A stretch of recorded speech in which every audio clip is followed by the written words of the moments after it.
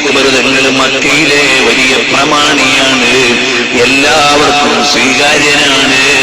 വലിയ തുണിക്കച്ചവടക്കാരനായിരുന്നു സിദ്ദീഖുൽ അക്ബർ തങ്ങൾ.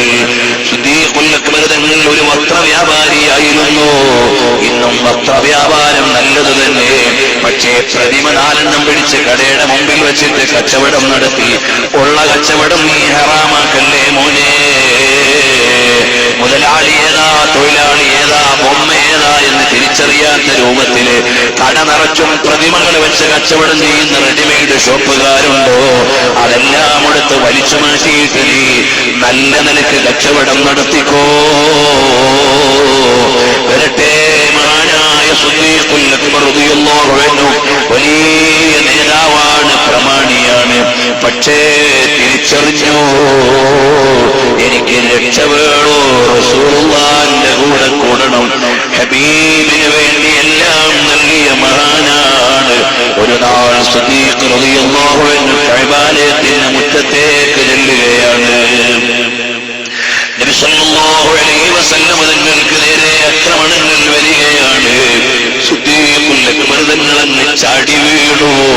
അതഖ്തുലൂന റജുലൻ യഖൂലു റബ്ബി അല്ലാഹുവാണ് എന്റെ ഉടമസ്ഥനെന്ന് പറഞ്ഞ, അല്ലാഹുവാണ് എന്റെ ഉടമസ്ഥനെന്ന് വിളിച്ചു പറഞ്ഞ ആളെ നിങ്ങൾ കൊല്ലാൻ പോവുകയാണോ? അതാ മറ്റൊരിക്കൽ സിദ്ദീഖ് റളിയല്ലാഹു അൻഹു ചെല്ലുകയാണ്. ഹബീബായ നബി തങ്ങളോട് ചോദിക്കുന്നു, നബിയേ, കഅബാലയത്തിന്റെ മുറ്റത്ത് നിന്ന് അവിടുത്തെ റിസാലത്ത് ഞാനൊന്ന് പറയട്ടെ നബിയേ. ഉടനെ സല്ലല്ലാഹു അലൈഹി വസല്ലം തങ്ങൾ മനസ്സിൽ സമ്മതമുണ്ടെങ്കിലും പുറത്ത് മൂളാൻ വയ്യ. കാരണം അംഗബലം വളരെ കുറവാണ്. ഏതായാലും മൗനം ദീക്ഷിച്ചപ്പോൾ മൗനം സമ്മതമെന്ന് കരുതിയ സിദ്ദീഖ് റളിയല്ലാഹു അൻഹു കഅബാലയത്തിന്റെ മുറ്റത്ത് പോയി ലാ ഇലാഹ ഇല്ലല്ലാഹ് മുഹമ്മദുർ റസൂലുള്ളാഹ് എന്നതിനെ കുറിച്ചൊരു പ്രസംഗം നടത്തുകയാണ്.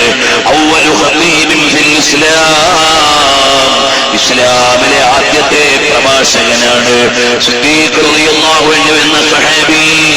ഇന്ന് പ്രസംഗം നടത്തിയപ്പോൾ നാലുപാട് നിന്നും മുശ്രിക്കീങ്ങളുടെ ഏറാണ്.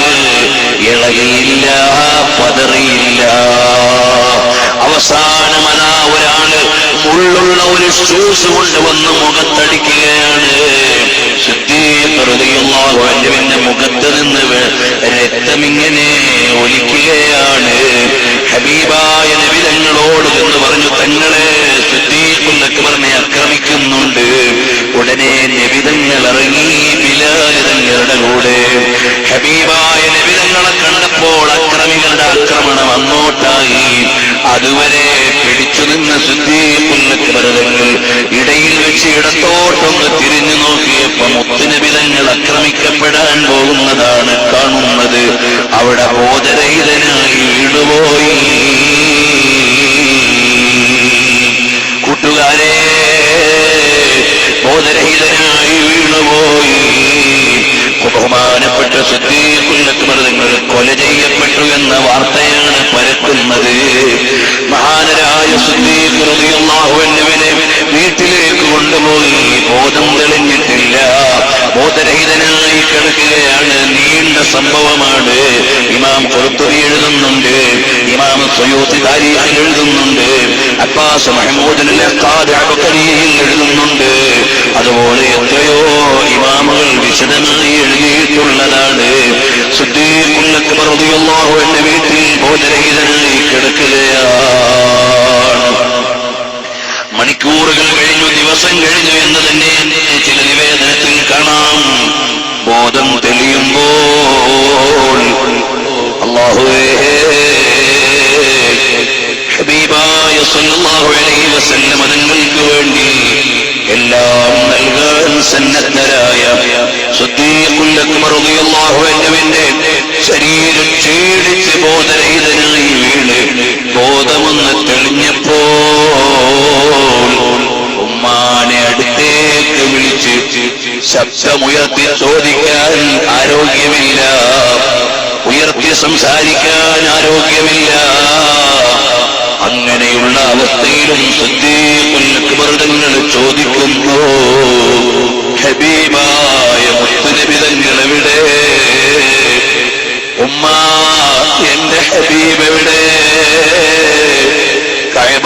ജമായത്തിന്റെ മുറ്റത്ത് വെച്ച് എതിരാളികൾ ആക്രമിക്കാൻ തിരിയുന്നത് കണ്ടാണ് ഞാൻ വീടുപോയത്.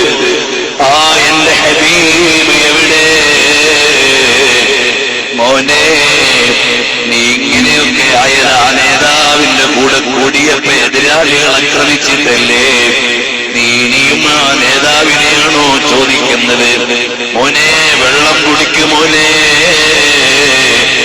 ഇല്ല ഇല്ല, എനിക്കെന്റെ നേതാവിന്റെ അവസ്ഥ അറിയാതെ വെള്ളം കുടിക്കാൻ പറ്റൂല മോനെ. അതിന് ഞാനെങ്ങനെ അറിയാനാണ്? ഉള്ളിൽ ഇസ്ലാമിനോട് മഹബത്തുണ്ടെങ്കിലും ഇസ്ലാം പ്രഖ്യാപിക്കാത്ത സമയമാണ് സിദ്ദീഖുൽ അക്ബർ തങ്ങളുടെ ഉമ്മ. ആ സമയത്ത് സിദ്ദീഖുൽ അക്ബർ തങ്ങളുടെ ഉമ്മ പറയാണ്, മോനെ, ഞാനെവിടെന്ന് അറിയാനാണ്? അതുകൊണ്ട് നീ ഇപ്പോൾ നിർബന്ധം പിടിക്കാതെ മോനെ വെള്ളം കുടിക്കും മോനെ. ഉടനെ ഹബീബായ സല്ലല്ലാഹു അലൈഹി വസല്ലം തങ്ങളെ കുറിച്ച് അറിയാൻ ഉമർ ബിൻ ഖത്താബിന്റെ പെങ്ങൾ ഫാത്തിമയ്ക്കറിയാം. അവിടെ പോയി ഒന്ന് അന്വേഷിച്ചു വന്നേ. ഉമ്മമാരെ, നമ്മളിന്ന് മാനം മുട്ടുന്ന കൊട്ടാരം വെച്ച് നഗലിക്കുന്ന കാലമാണ്. ആയിഷ ബീവിയുടെ വീട്ടിന്റെ വലിപ്പം എത്രയായിരുന്നു? 3 മീറ്ററായിരുന്നു. ചതുരശ്ര മീറ്ററായിരുന്നു വലിപ്പം. 3 മീറ്റർ നീളവും 3 മീറ്റർ വീതിയുമുള്ള വീടായിരുന്നു ആയിഷ ബീവിയുടെ വീട്. കേട്ടോ, നമുക്കിന്ന് തികയുന്നില്ലല്ലോ വീടിന്റെ വലിപ്പം. വരട്ടെ, ഞാൻ വിശദീകരിക്കുന്നില്ല. ആ വീട്ടിലെ സാധനങ്ങൾക്ക് എന്തൊക്കെയായിരുന്നു, എന്തൊക്കെ ഉപകരണങ്ങൾ ഉണ്ടായിരുന്നു, പുതിയ പെണ്ണിറങ്ങിയപ്പോ ആയിഷ ബീവിക്ക് കൊണ്ടുകൊടുത്തത് എന്തൊക്കെയാണ്, അതെല്ലാം സാധുവായ ഞാൻ ആയിഷ ബീവിയെ കുറിച്ച് 6 മണിക്കൂർ സംസാരിച്ച സീഡിയിലുണ്ട്. അത് വിശദീകരിച്ചിട്ടുണ്ട്. ഉമ്മമാരത് വാങ്ങി കേൾക്കേണ്ടതാണ്. ഏതായാലും പറയട്ടെ, ഹബീബായ മുഹമ്മദുർ റസൂലുള്ളാഹ് സല്ലല്ലാഹു അലൈഹി വസല്ലം തങ്ങളെ കുറിച്ചറിയാൻ അതാ ഉമ്മുൽ ഖൈർ ഫാത്തിമയോട് ചോദിച്ചാൽ മതി.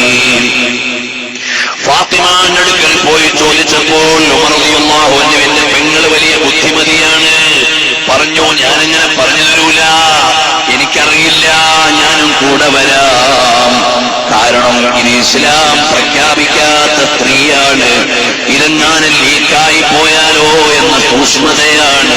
അതുകൊണ്ട് ഉമറുൽ ഫാറൂഖ് തങ്ങളുടെ പെങ്ങള് കൂടെ വന്ന് വീട്ടിലേക്ക് വന്ന് ഉമ്മുൽ ഫളിലിനോട് പറയാണ്, ആയിഷ ബഹുമാനപ്പെട്ട സിദ്ദീഖുൽ അക്ബർ തങ്ങളോട് പറയാണ്, ഉമ്മാനോടൊന്ന് മാറി നിൽക്കാൻ പറഞ്ഞേ, ഞാൻ റസൂലുള്ളാഹിനെ കുറിച്ച് പറഞ്ഞു തരാം. അപ്പൊ സിദ്ദീഖുൽ അക്ബർ തങ്ങൾ പറയാണ്, വിഷമിക്കേണ്ട ഫാത്തിമ, ഇത് അല്ലാഹുവെ അറിയുന്ന ഉമ്മയാണ്. ഇസ്ലാം പ്രഖ്യാപിച്ചിട്ടില്ലെങ്കിലും ഇസ്ലാം ഉൾക്കൊണ്ട ഉമ്മയാണ്. ഇനി അങ്ങനെയല്ലെങ്കിലും കുലീനയായ സ്ത്രീയാണ്.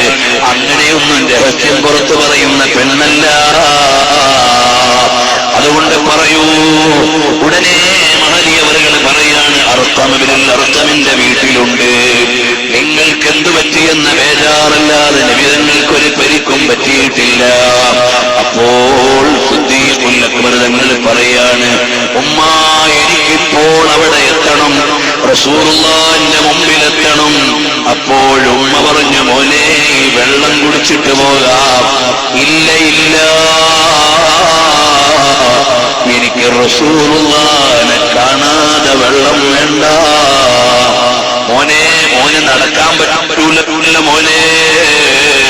സിദ്ദീഖുൽ അക്ബർ തങ്ങൾ പറഞ്ഞു, എന്നെ ഒന്ന് പിടിച്ചേ ഉമ്മ, ഞാൻ താങ്ങിയൊന്ന് നടന്നു പോകാം.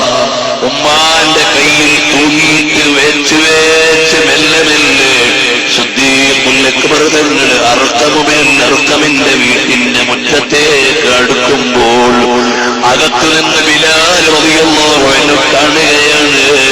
ബിലാൽ റളിയല്ലാഹു അൻഹു ഓടിച്ചെന്നിട്ട് പറയുന്നു, അല്ലയോ നബിയേ, സിദ്ദീഖുൽ അക്ബർ തങ്ങൾ വരുന്നുണ്ട് നബിയേ. ഓടി നബി തങ്ങൾ എല്ലാ പ്രോട്ടോകോളും ലംഘിച്ച് വീട്ടിന്റെ അകത്ത് നിന്ന് പുറത്തേക്ക് ഇറങ്ങി വന്ന് സിദ്ദീഖുൽ അക്ബർ തങ്ങളെ ആലിംഗനം ചെയ്ത് സ്വീകരിക്കുന്നു. ഉടനെ റസൂലുള്ളാഹി മഹാനോട് പറയാണ്, അല്ലയോ ഹബീബായ നബിയേ, എത്രയോ മണിക്കൂറായി ഞാൻ ബോധരഹിതനായി കിടന്നതാണ്. ബോധം തെളിഞ്ഞിട്ട് വെള്ളം കിട്ടിയിട്ടില്ല. അത് കുടിക്കാൻ എന്റെ മനസ്സനുവദിച്ചിട്ടില്ല. തങ്ങളെ കാണാതെ കുടിക്കാൻ എന്റെ മനസ്സനുവദിക്കുന്നില്ല. അതുകൊണ്ട് എനിക്കൊന്ന് വെള്ളം തരണേ നബിയേ. കൗസർ കോരി കൊടുക്കേണ്ട നേതാവ് അതാ വെള്ളം കൊടുക്കുമ്പോൾ സിദ്ദീഖുൽ അക്ബർ തങ്ങൾ കുടിക്കുകയാണ്. ഇതല്ലേ മഹാന്മാരുടെ സ്നേഹം. അതുകൊണ്ട് എന്റെ ചെറുപ്പക്കാരാ, ഹറാമുകൾ ചെയ്ത് നിബിധങ്ങളിൽ നിന്ന് അകലാൻ പാടില്ല. സുന്നത്തുകൾ മറന്നിട്ട് മുത്തുനിബിധങ്ങളെ വിട്ടകലാൻ പാടില്ല. നമ്മുടെ മക്കളെ മുത്തുനിബിധങ്ങളെ സ്നേഹിക്കാൻ പഠിപ്പിക്കണം. നമ്മുടെ പെൺമക്കളെ ദീനിയായ ചിട്ടയിൽ വളർത്തണം. അവരെ ഇൽമിയായി ഉയരുന്നതിൽ സന്തോഷിക്കണം. അവര് സ്വാലിഹീങ്ങളും സ്വാലിഹാത്തുകളും ആകാൻ വേണ്ടി ദുആ ചെയ്യണം. അതിനുവേണ്ടി നമ്മൾ പരിശ്രമിക്കണം. അങ്ങനെയായാൽ എല്ലാത്തിലും ഉപരി ഹബീബായ നബിതങ്ങളെ ഒന്ന് മഹബത്ത് വെച്ചാൽ കാന മഈ ഫിൽ ജന്ന, എന്നാൽ അവർ എന്നോടൊപ്പം സ്വർഗത്തിലാണ്. അല്ലാഹുവേ, ഹബീബിനോട് ഞങ്ങളുടെ ഖൽബിൽ വലിയ മഹബത്ത് നൽകണേ റഹ്മാനേ. അവസാനം കാമിലായ ഈമാൻ ഞങ്ങൾക്ക് നൽകിയിട്ട് മുത്തുനബി ഞങ്ങളുടെ സ്നേഹലോകത്ത് ഞങ്ങളെ ഒന്ന് ചേർത്തു തരണം.